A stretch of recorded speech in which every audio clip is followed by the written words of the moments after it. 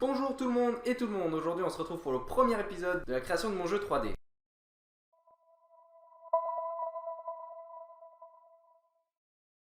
Ça va pas être comme la playlist de la création d'un jeu 2D où là c'est plutôt tourné tutoriel où je vous apprends un peu comment faire un jeu vidéo. Là c'est plutôt vous montrer l'avancement de la création du jeu en 3 dimensions.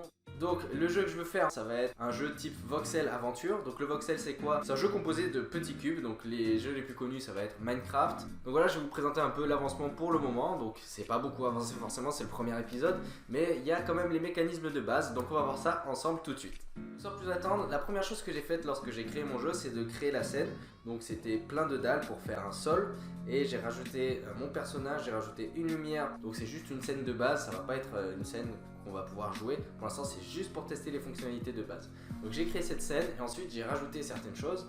Et la première chose que j'ai rajouté du coup c'est le déplacement de mon personnage. Donc mon personnage il est comme ça, en mode T-pose. La T-pose, quand on crée un jeu vidéo, c'est les personnages, quand ils sont modélisés, ils sont en forme de T comme ça. Ça va nous permettre de pouvoir articuler tous les membres. Et donc ce qu'on voit pas, c'est que mon personnage est en forme de T, mais chaque membre est en fait disloqué et rassemblé pour qu'ensuite, plus tard, je puisse faire des animations, des trucs comme ça. Donc j'ai 5 membres, le buste, les 2 bras et les 2 jambes. Donc mon personnage est en mode T-pose et il peut se déplacer en avant, en arrière, à gauche, à droite. Il ne se tourne pas pour le moment, c'est vraiment très basique.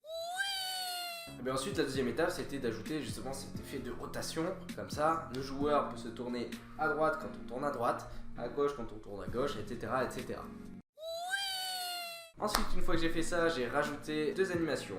Il y a l'animation où le joueur marche, donc il bouge simplement ses bras et ses jambes, et l'animation où quand il ne fait rien, donc l'animation que j'appelle idle, c'est quand il ne fait rien, il y a ses bras qui sont le long de son corps. Donc ça permet de pas qu'il reste comme ça, une fois qu'il a fini de marcher, il marche et puis hop, quand il s'arrête, il se remet en mode T-pose. C'est très moche, donc forcément, hop, on fait une animation où il est idle, donc il ne fait rien et il est une position naturelle tout simplement. Voilà, donc j'ai créé des déplacements très basiques, donc il peut se déplacer en gros à gauche, à droite, derrière et tout ça, mais il peut pas sauter. Donc ce que j'ai fait, du coup j'ai rajouté le saut. Notre joueur peut sauter quand on appuie sur la barre espace, et il ne peut pas sauter à l'infini. Si on bourrine la touche espace, le joueur s'envole pas à l'infini. Donc bien sûr dans le jeu plus tard, on va rajouter certainement une fonctionnalité de double saut, qui arrivera au fur et à mesure de l'aventure. Ensuite, c'est là où je vais faire un petit disclaimer. J'ai rajouté certains éléments comme le squelette et un vase à côté du joueur. Donc le vase, je l'ai mis à la taille normale et il est vraiment très grand par rapport à notre personnage. Il lui arrive quasiment au buste ici, alors que je voulais que ce soit un petit vase qui lui arrive max à la taille quoi. Et en fait, le problème c'est que la taille des pixels par rapport à mon personnage n'est pas la même.